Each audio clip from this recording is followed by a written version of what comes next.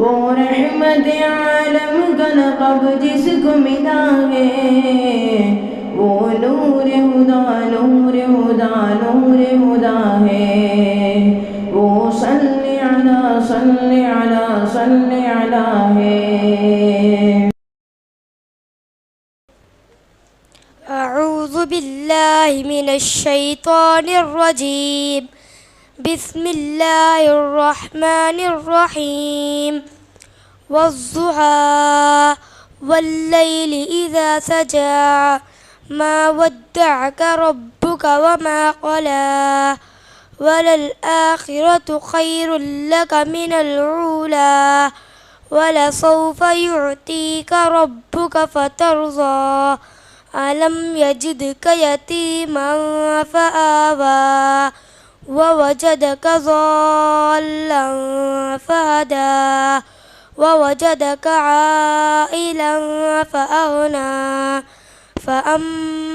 फ़अम्मल यतीम फला तक़हर वअम्मस्साइल फला तनहर वअम्मा बिनिअमति रब्बिक फहद्दिस। वला अस्र इन्नल इंसाना लफ़ी खुस्र इल्लल्लज़ीना आमनू वअमिलुस्सॉलिहाति वतवासौ बिल हक़्क़ि वतवासौ बिस्सब्र।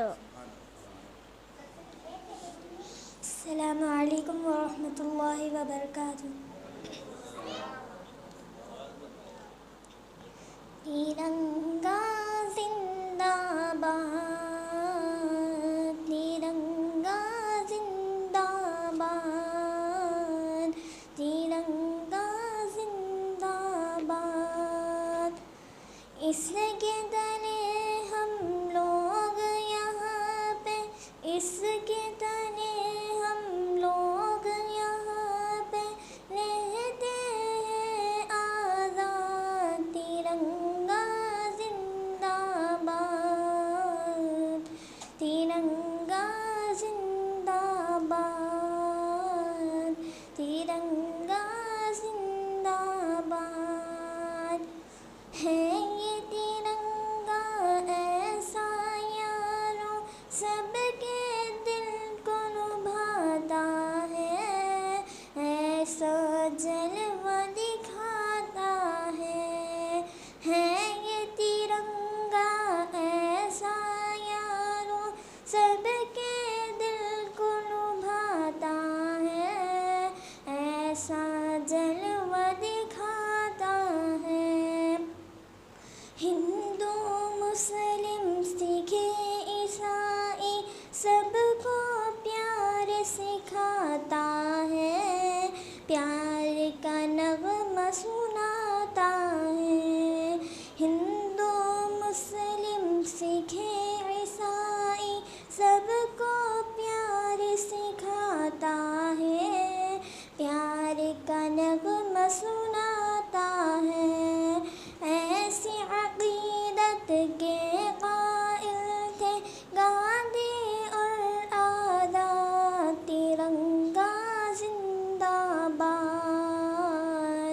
तिरंगा जिंदाबाद, तिरंगा जिंदाबाद।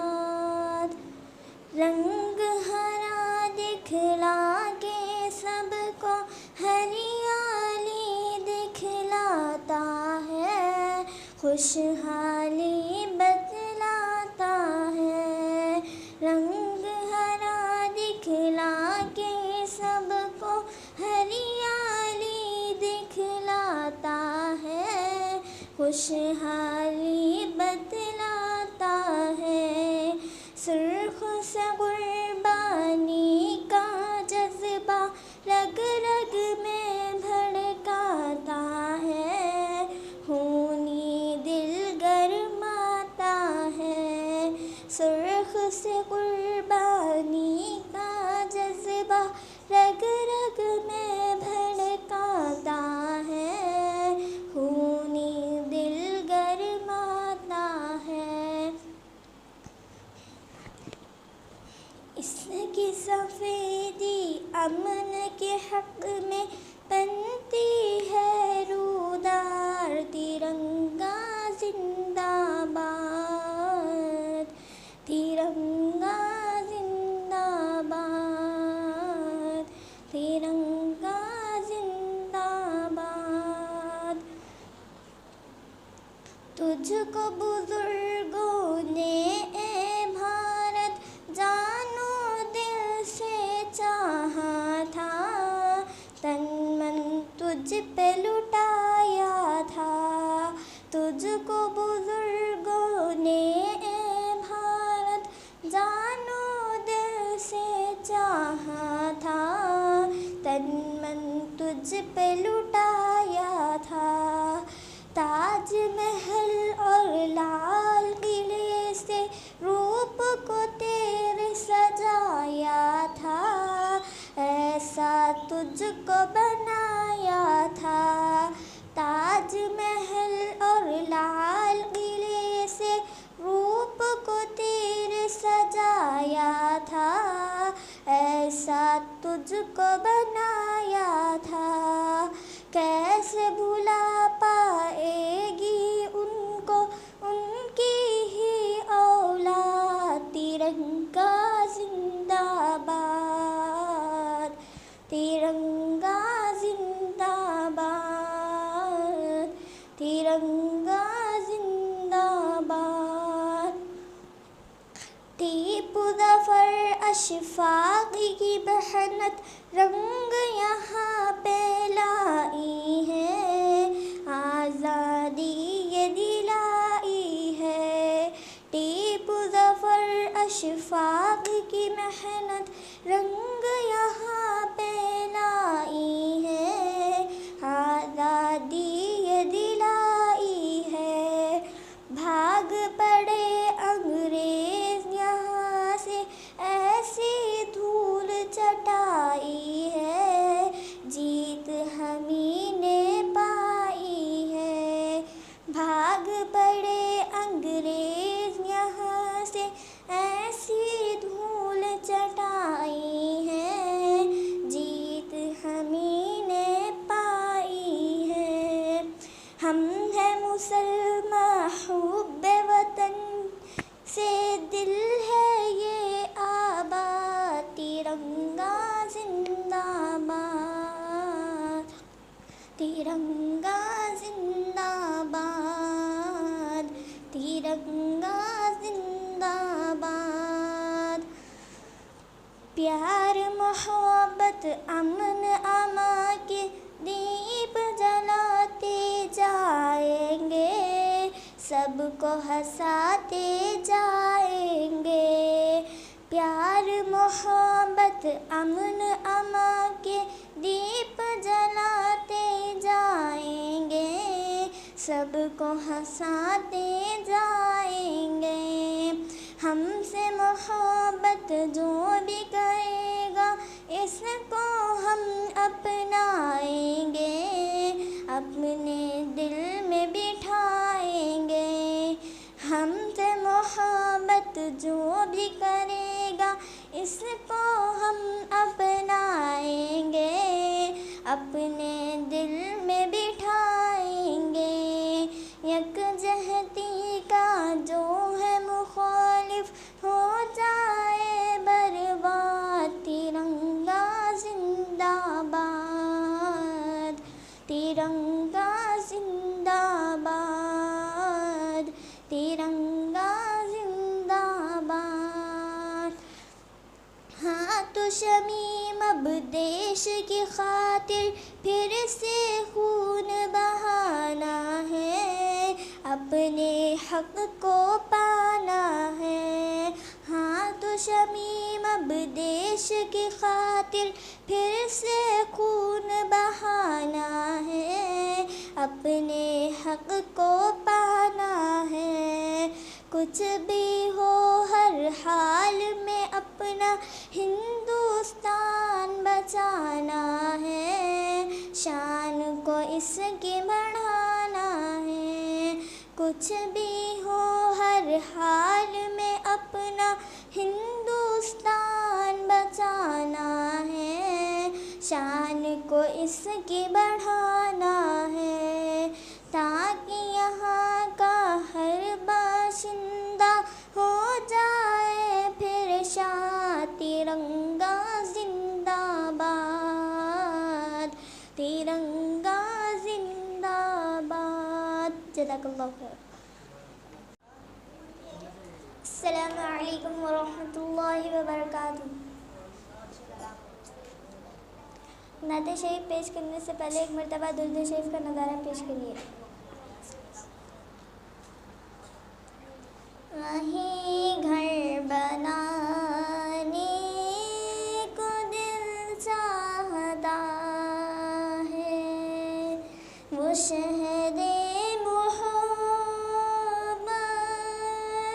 जहाँ मुस्तफ़ा है, वहीं घर बनाने को दिल चाहता है, वो सोने से कंकर, वो चांदी से माटी, नजर में बसाने को दिल चाहता है, वो शहरे मोहब्बत जहाँ मुस्तफ़ा है, वहीं घर बनाने को दिल चाहता है। जिहादे मोहब्बत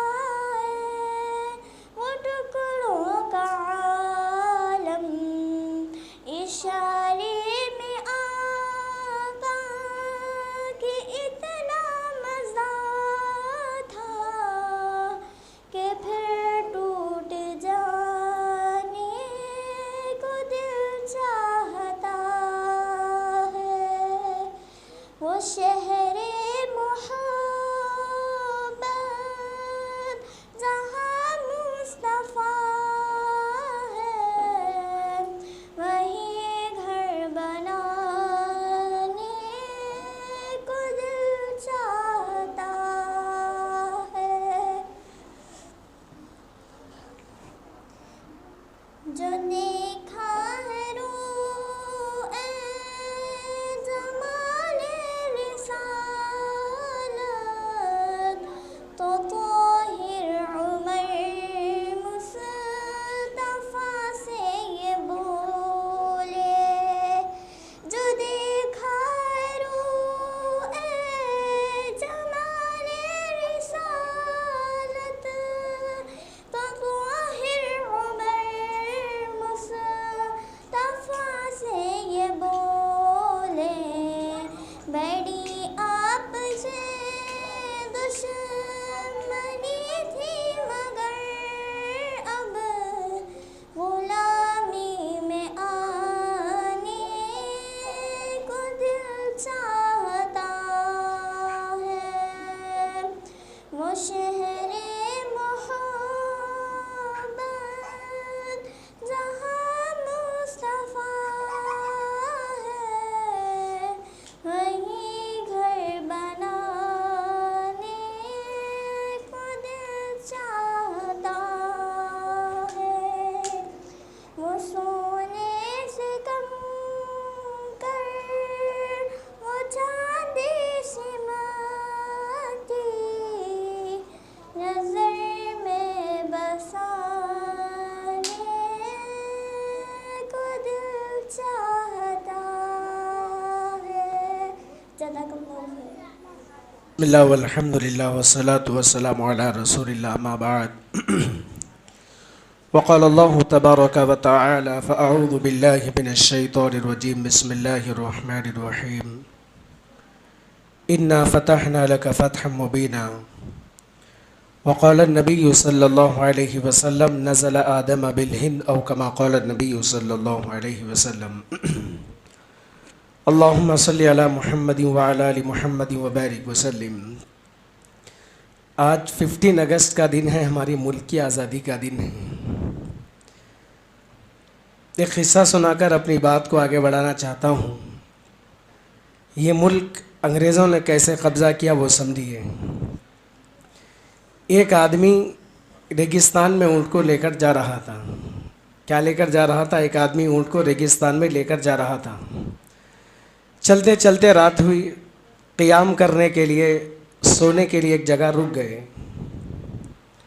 अब वो आदमी ऊँट को बाहर रस्सी से बांध दिया। बांध कर वो आदमी खैमा लगाकर डेरा डालकर अंदर सो गया। अब रेगिस्तान की सर्दी गर्मी बहुत मशहूर है। क्या है? गर्मी भी बहुत ज़्यादा होती रेगिस्तान में, सर्दी भी बहुत ज़्यादा होती रेगिस्तान की। तो रेगिस्तान की सरज़मीन पर वो आदमी ऊँट को लेकर जा रहा था। सोने का वक्त आया तो ऊँट को बाहर रस्सी से बांध दिया। वो आदमी डेरा डालकर खैमा लगाकर अंदर सो गया। ऊँट बाहर सर्दी में है। वो आदमी ऊँट के ऊपर रहम करा। रहम करके बोला ठीक है भाई, सर अंदर रखने के लिए जगह दिया। सर अंदर रखने के लिए जगह दिया। ऊँट सबसे पहले सर अंदर रख लिया। ऊँट सर अंदर रखने के बाद सोचा अब मेरी गर्दन भी बड़ी है, गर्दन भी रख ले तो ना, गर्दन भी रख लिया। फिर अब ऊँट वाले आदमी से पूछा पैरा भी रख ले तो ना। ठीक है रे भाई, पैरों का क्या है, रख ले बोल के बोला। फिर उसके बाद में ऊँट सोचा आधा जिस्म अंदर कहीं को, आधा जिस्म बाहर कहीं को, पूरा अंदर आ जा तो ना। ठीक है रे भाई, अंदर आ जा, पूरे दोनों मिलके सो जाएंगे बोल के बोला उन्हें।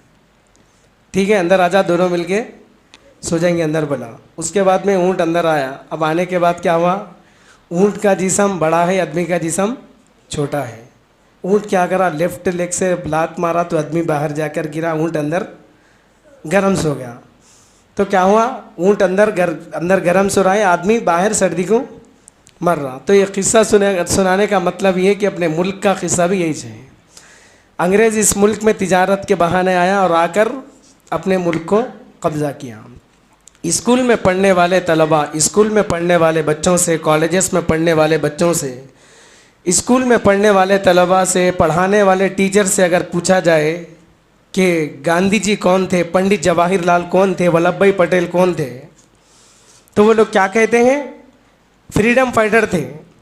लेकिन देश को आज़ाद करवाने में किन लोगों का हाथ था? उलमाए कराम का हाथ था। मौलाना कासिम नानोतवी रहमतुल्लाह अलैह, मौलाना रशीद अहमद गंगोही रहमतुल्लाह अलैह के मुतालिक पूछा जाता है, मौलाना अनवर शाह कश्मीरी रहमतुल्लाह अलैह के मुतालिक पूछा जाता है, मुफ्ती किफ़ायतुल्लाह देवबंदी रहमतुल्लाह अलैह के मुतालिक पूछा जाता है, तो नावाकिफ़ है। हालांकि सिलेबस के अंदर इन लोगों के नामों को दाखिल किया गया। इस देश को मुसलमानों ने आज़ाद किया, इस देश को मुसलमानों ने आज़ाद किया, लेकिन तारीख़ भुला दी गई। हम लोगों को जानना चाहिए ये देश जो आज़ाद हुआ मुसलमानों से आज़ाद हुआ। किससे आज़ाद हुआ देश?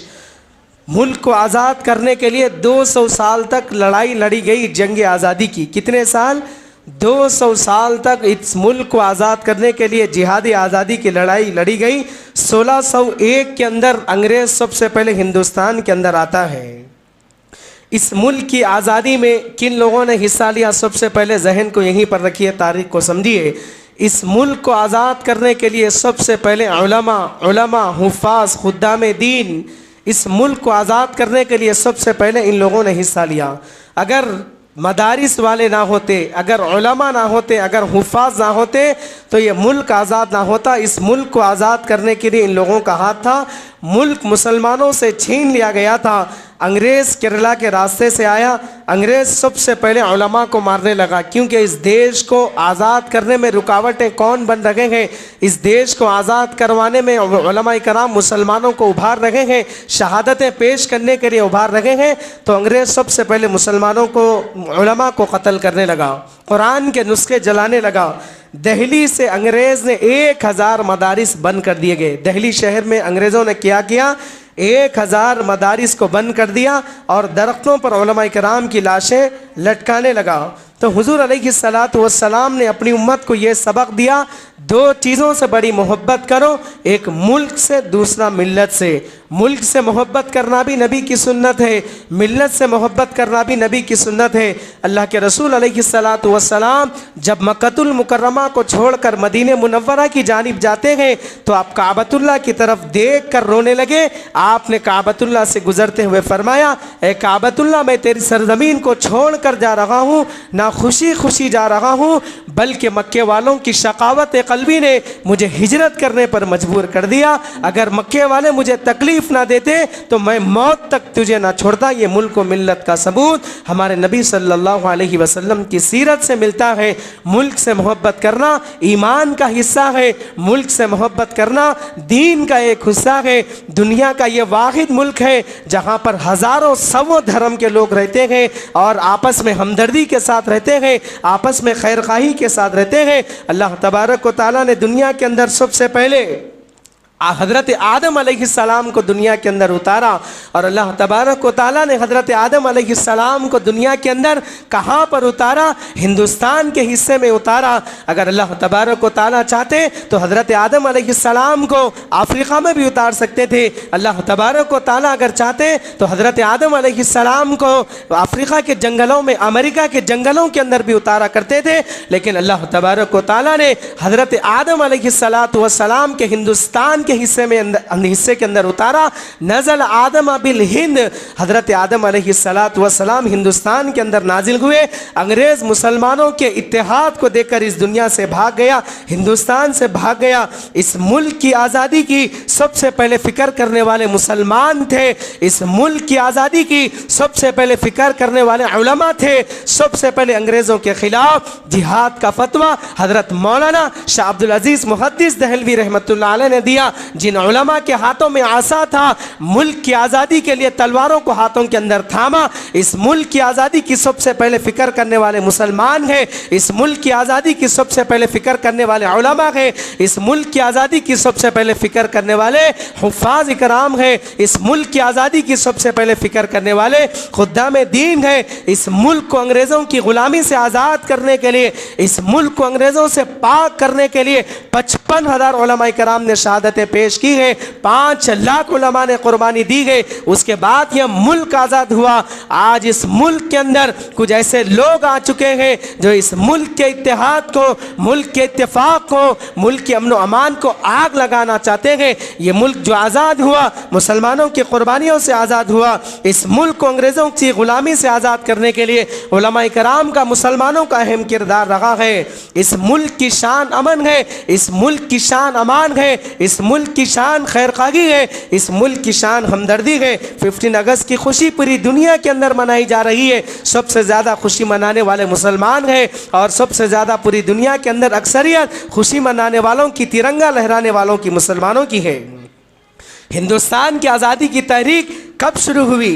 हिंदुस्तान के आज़ादी की तहरीक किसने शुरू किया और किन हालात में शुरू हुई, हम लोग नावाकिफ़ है। मुल्क की आज़ादी की तहरीक का आगाज़ कब होता है? हिंदुस्तान की आज़ादी की तहरीक का आगाज़ हज़रत टीपू सुल्तान शहीद रहमतुल्लाह अलैह की शहादत से होता है।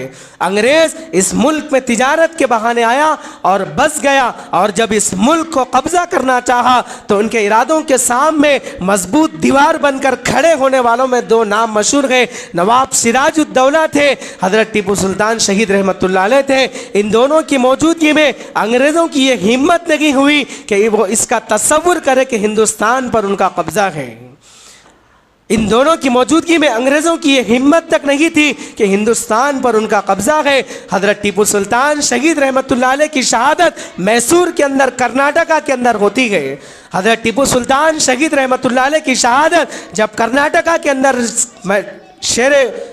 हज़रत टीपू सुल्तान शहीद रहमतुल्लाह अलैह की शहादत जब कर्नाटक में होती गई तो अंग्रेज़ ने उनकी लाश पर खड़कर कहा था, आज से हिंदुस्तान हमारा है, अब हिंदुस्तान में कोई ताकत, किसी किस्म की ताकत हमको नहीं रोक सकती। अंग्रेज़ ने दिल्ली के अंदर ये ऐलान किया, खल्क़ खुदा की, मुल्क बादशाह का, हुकूमत हमारी। अंग्रेज़ ने दिल्ली में ऐलान किया, खल्क़ खुदा की, मुल्क बादशाह सलामत का, हुकूमत हमारी। तो जब हिंदुस्तान के अंदर जब ये